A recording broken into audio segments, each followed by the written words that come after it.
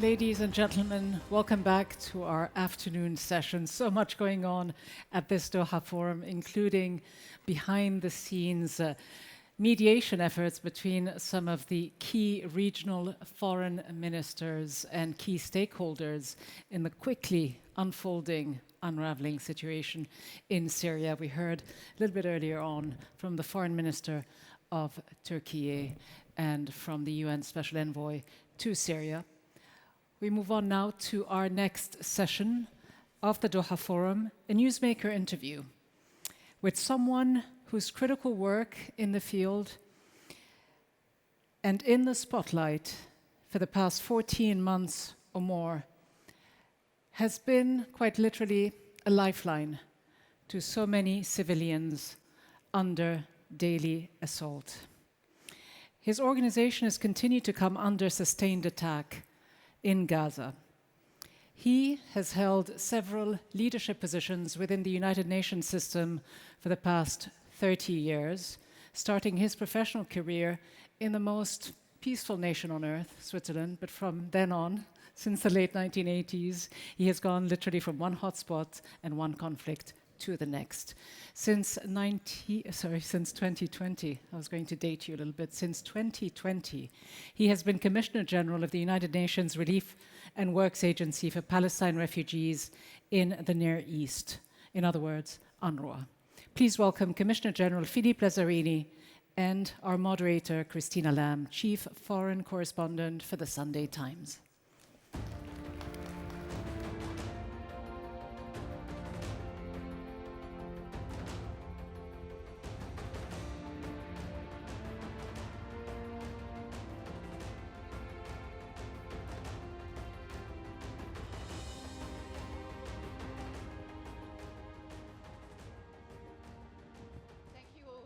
Coming.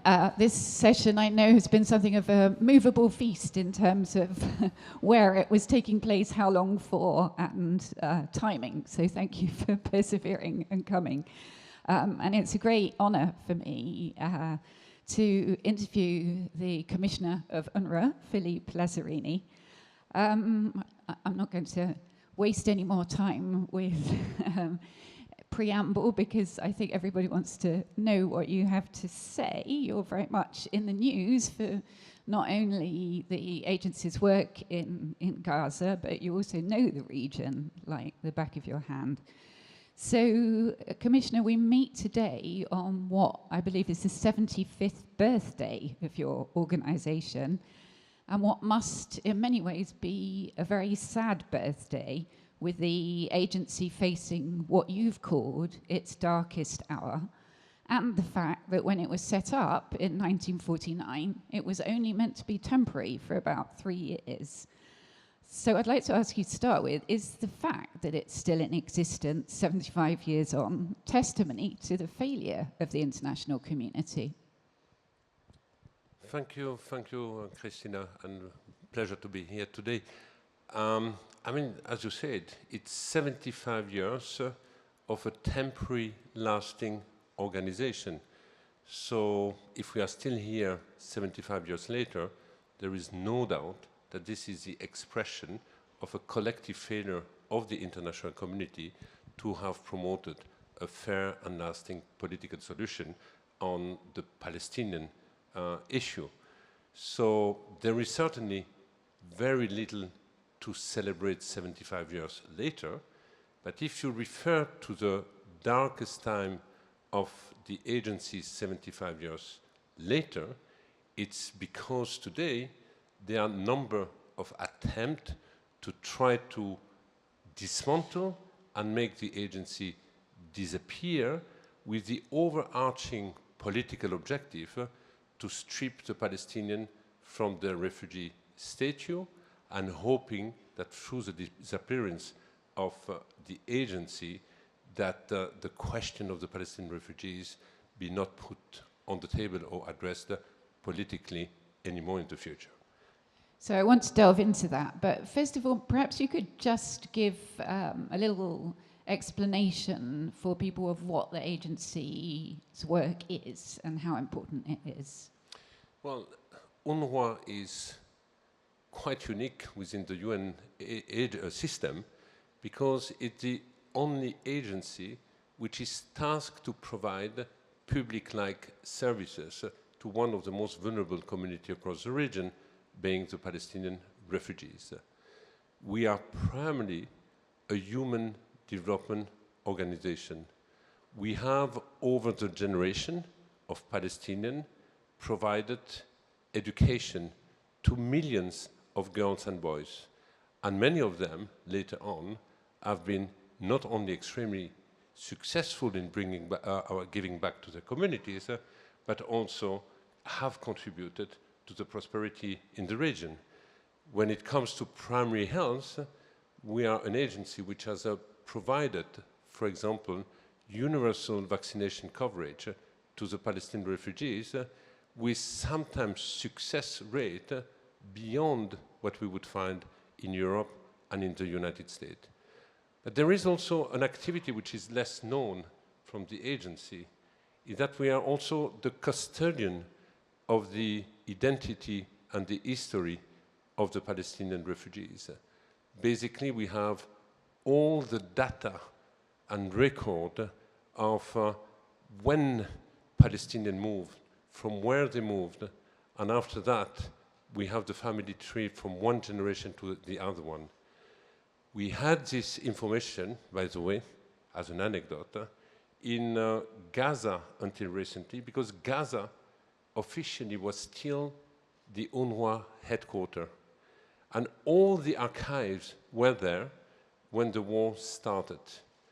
And we succeeded to evacuate all the archive in November, 1 month after the war started, to bring them from Gaza to Rafah. And after that, it took us a few months to bring all this archive from Rafah to Amman. Today, everything has been digitalized, and we have more than 30 million documents archived, digitalized, which tell us the entire story of the Palestinian refugees. That's fascinating.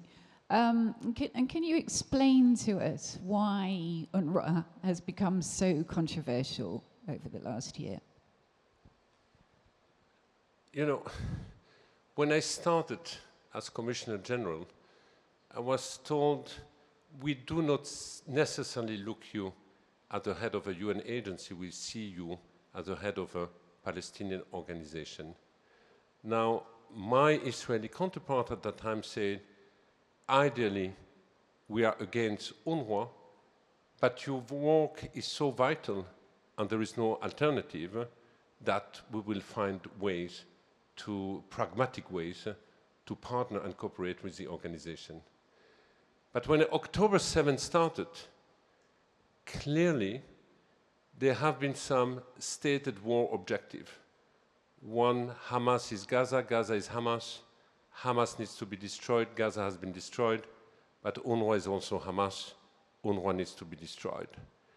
And the real motivation again behind this is of a political nature, whereas the reason being given is more a reason related to the collusion, accusation of collusion that with Hamas, or accusation of infiltration by Hamas within the organization.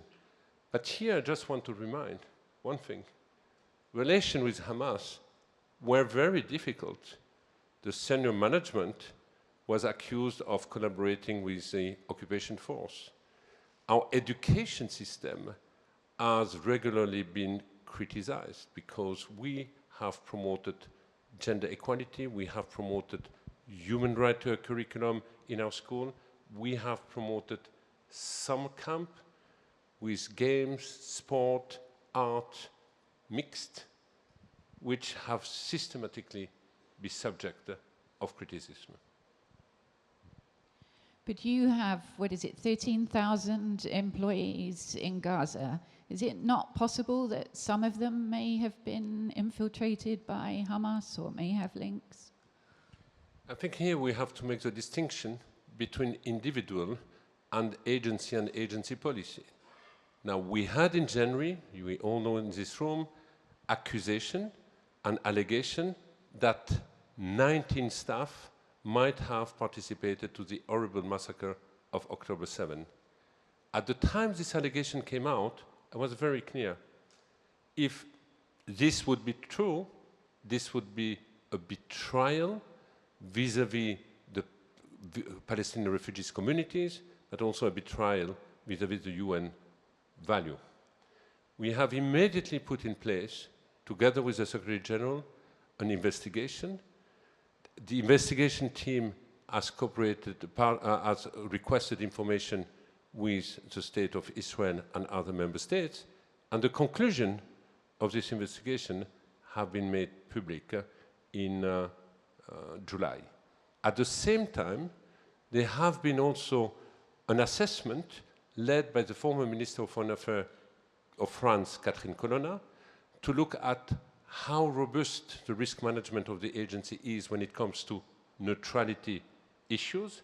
And the conclusion was that the agency has more robust system than any other agency operating in the region, but because of the complexity of the region and because of the footprint of the agencies, she was recommending that additional measures be put in place. And as an agency, we have been fully committed, and today we have a team fully committed to implement the recommendation of this report.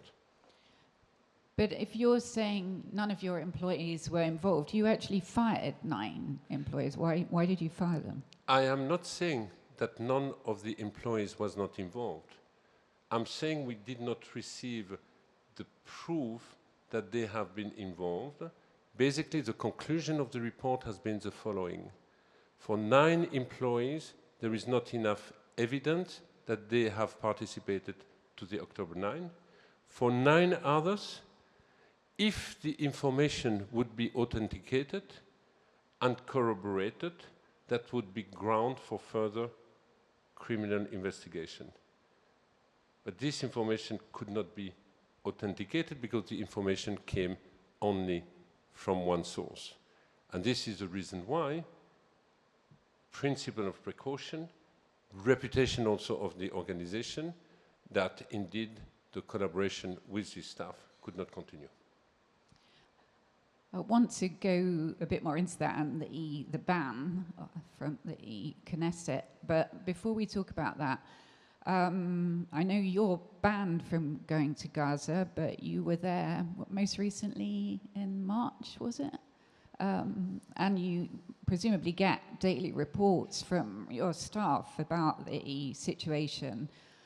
We all know that more than 45,000 people have been killed, and probably like many people here, I get daily WhatsApps from people in Gaza with horrific stories of what's happening. And yet the international community isn't doing anything. How do you feel about that? I mean, it's deeply frustrating because we are witnessing firsthand a total crisis of impunity. We are witnessing a situation where basically all the red lines have been crossed, where there is absolutely no respect anymore for international humanitarian law, for the Geneva Convention, where the notion of proportionality soon has no meaning anymore in the context like Gaza. Now, the last time I went to Gaza was in January, in fact. But since the report we are getting make us becoming almost voiceless. We have the feeling that we have used all the possible vocabulary to describe a situation which many say today is a post-apocalyptic type of environment where people are just daily confronted with the risk to be killed by airstrike. They are struggling on a daily basis to avoid diseases and to avoid hunger. I just had recently one of my staff counselors who went to Gaza for 4 weeks, spoke to 2,000 of our staff to try to understand their day-to-day ordeal and it's mind-boggling. It's, you know, our staff are part of the community, so they experience exactly the same than anyone else in Gaza, but they are describing situations where everyone in the family has lost weight, is hungry, and they keep surviving because they are eating animal fodder, because that's what they found, but nothing else. You have staff telling you that they have the same pair of shoes since 13 months and no clothes. Imagine wearing the same shoes and same clothes for such a long period and going from one rebel to the other one. We have staff who have lost it completely, explaining how they had to recover part of the bodies of their children and relatives, trying to put in a garbage bag to do funeral and not knowing if the arm or the other part of the body was really the body of their relatives. That's basically the day-to-day stories that we are getting from our colleagues on the ground. And when you get those daily reports, you have lost, I believe, around 250 of your staff. You must worry that each day your staff are going to be killed or injured.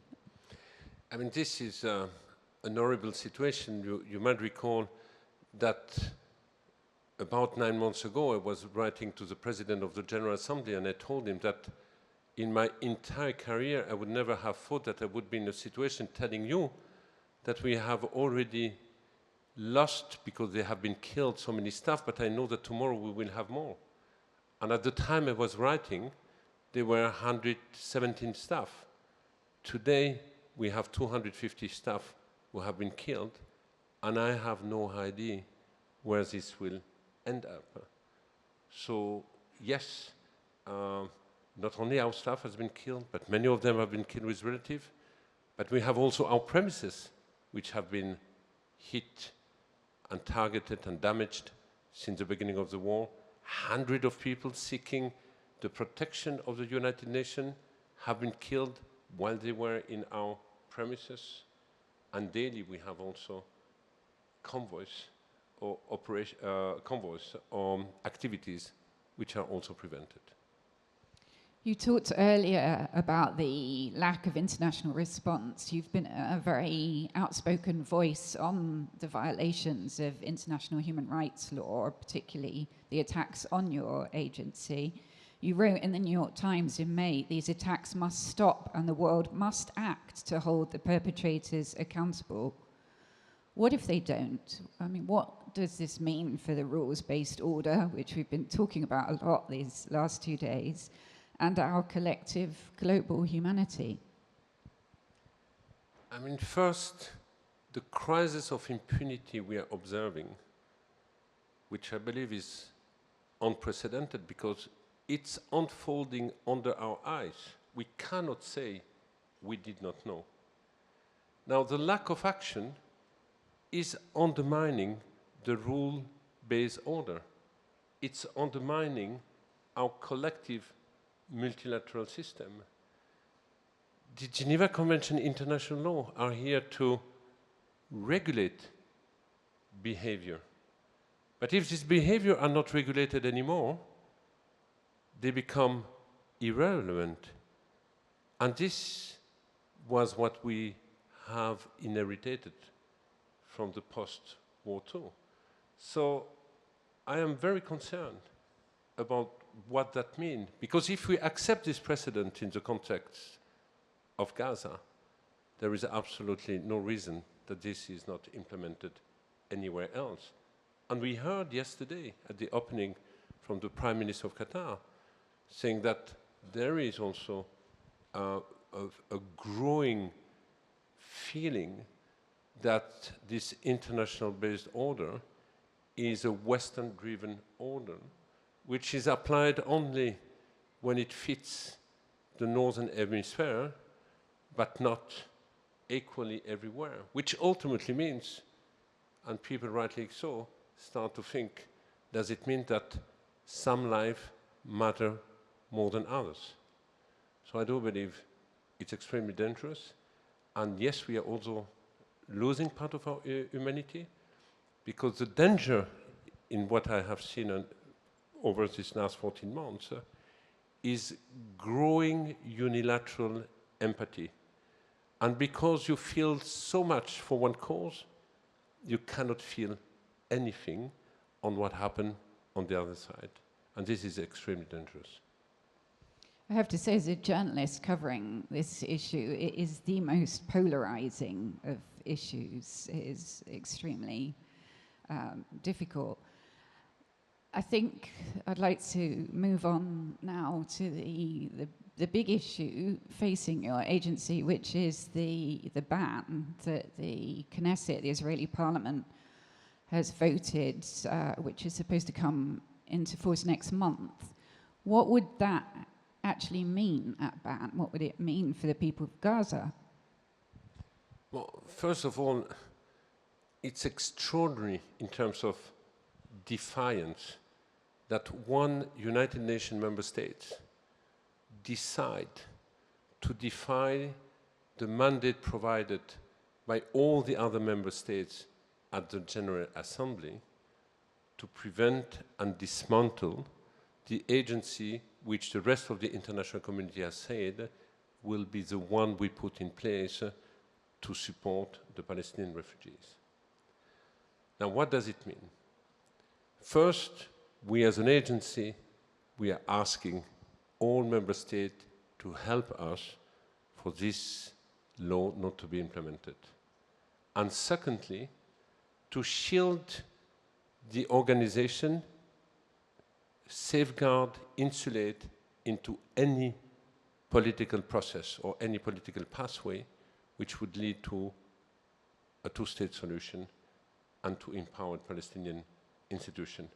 That UNRWA, in fact, in any transition, would have a critical role to play, providing education, primary health, helping also to build the capacity of the future state of Palestine. Now, if this doesn't happen, and we go into a worst-case scenario, and the law is really implemented, this would start to put an end to the agency operation in the occupied Palestinian territory. In the West Bank, we have 50,000 children in our school, 500,000 people completely rely on our primary health care, and basically we are the second biggest employer after the Palestinian Authority. East Jerusalem, highly symbolic. As you know, we have the headquarters. There are also intention from the Ministry of Planning and Housing to take over the headquarters and to build settlement, the symbolic of settlement in East Jerusalem in a UN headquarters. And then we have Gaza. Gaza, we all know that the International Court of Justice has requested the international community to beef up, scale up its response to prevent a situation which in the future can be qualified as genocide. And at the same time, you would dismantle the main platform, the main operator in Gaza. That would weaken our collective effort. But more than that, if tomorrow we have a ceasefire, we will have a transition, a long transition from a ceasefire to a day after. Who will bring back the 100,000s of girls and boys deeply traumatized, living in the rubble, into an education environment? Who will provide primary health? We represent 70 to 80% of the primary health services in the Gaza Strip nowadays. To get rid of UNRWA today would deprive these children the right to education, deprive these children from a better future, sacrifice an entire generation, and sow the seeds for more extremism and resentment. Because there is no, and make no illusion, there is no United Nations agency geared to provide public-like services such as enrolling 100,000s of girls and boys in primary and secondary school. None. Only a public administration, only a functioning state. If we talk about alternative today, you need a functioning state to take over these activities. You said that you have called on member states to try and prevent this ban, but realistically, what can they do? Well, you know, the region is fast changing. I think we could feel it That's today. one way of putting it. The trepidation, excitement, and also anxiety and question in the room. Now, it all depends on the direction the region will take. But if, and let's hope for the best, we talk about promoting peace and security, we talk about promoting cooperation and future normalization, this can take place if the Palestinian question is being addressed. And if this becomes a priority, addressing the Palestinian question would certainly not go through getting rid of UNRWA before the question is being addressed. So if there is a genuine appetite to go in this direction, this certainly could be a way for an agency like ours to retrieve its temporary nature. One of the other issues facing your agency is the lack of funding. The United States, which is your biggest funder, suspended their funding till March. I presume you can't be that optimistic of the restarting following the recent elections in the United States. How close is UNRWA to running out of money?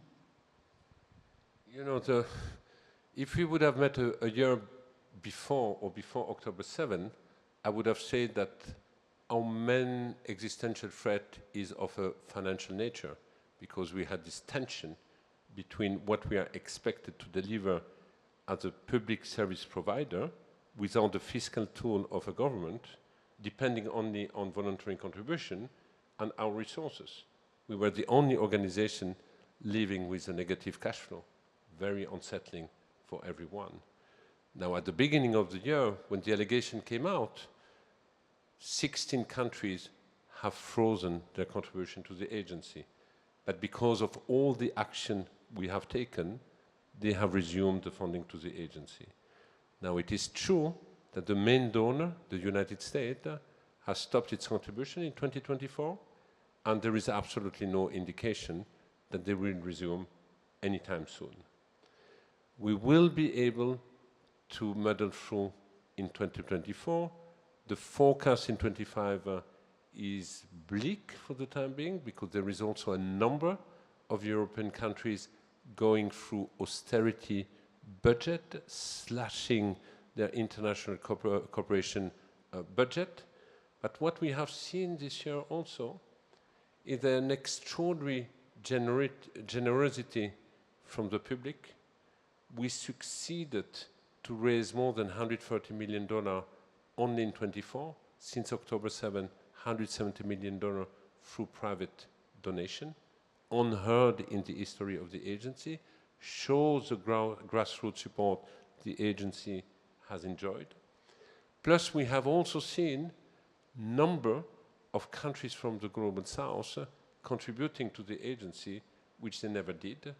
And we had also a number of European countries who decided that instead of decreasing, we will increase our contribution to the United Nations, to UNRWA. All this does not compensate the lack of the US, but I still believe that if there is a genuine commitment for a political process that UNRWA is part of, that we would find ways to support financially the agency. And your agency, of course, operates not just in Gaza, but also in the West Bank. I was there reporting in August and September and was shocked at some of the things that I saw going on. I wonder if you could just talk a little bit about that. I mean, some people described it to me as an undeclared war. Yes, well, I described it many times as a silent war, in fact, which certainly would have hit the front page if we wouldn't have to deal with the situation in Gaza. The number of people killed since October 7 is unprecedented, highest number since the second Intifada. The number of children also who have been killed, representing almost 25% of the 700 to 800 people. The unleashing of the settler violence with an atmosphere of total impunity. We have also confrontation between armed forces and the IDF, which have taken a new dimension never seen before 2023. The new way of intervening in refugee camp, destruction of public services, which goes far beyond any security operation and inflicting de facto collective punishment to the entire population. So yes, indeed, there is a silent or invisible war going on. We've almost run out of time, so we're going to just ask you one more question. It's easy to sit here as people have and talk in an abstract way about the possibilities of peace, that maybe the Trump administration will somehow miraculously do something. But when you're actually on the ground and you see the entrenched divisions that there are now on both sides, that feels, to me, very difficult. What is your view? Do you have any reason for optimism? The prospect is very grim, is very bleak. But there is no space to let pessimism take over everything. Because if we do this, what are we doing? We are giving up. And if we are giving up, we accept also to lose part of our own humanity. So yes, it's a dark time. It will be dark, certainly for the foreseeable future. But let's believe that at the end of the tunnel, there will be light. We just saw in Syria that all of a sudden people believe that there will be light, whereas no one would have believed this even a year ago. So I'd like to thank you very much for your very powerful comments. And many people say what you're doing is mission impossible. So I wish you luck with continuing, because I have seen for myself the importance of what your agency does on the ground. And thank you very much, everybody, for coming to this. thank you.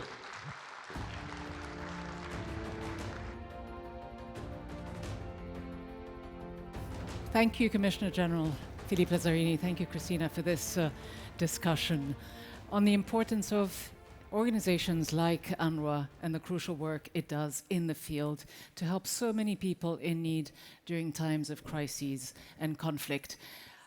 We will take a 5-minute break, so a very short break, and we will reconvene at 2:30 sharp for our next session, which will be a panel discussion on the geopolitics of artificial intelligence.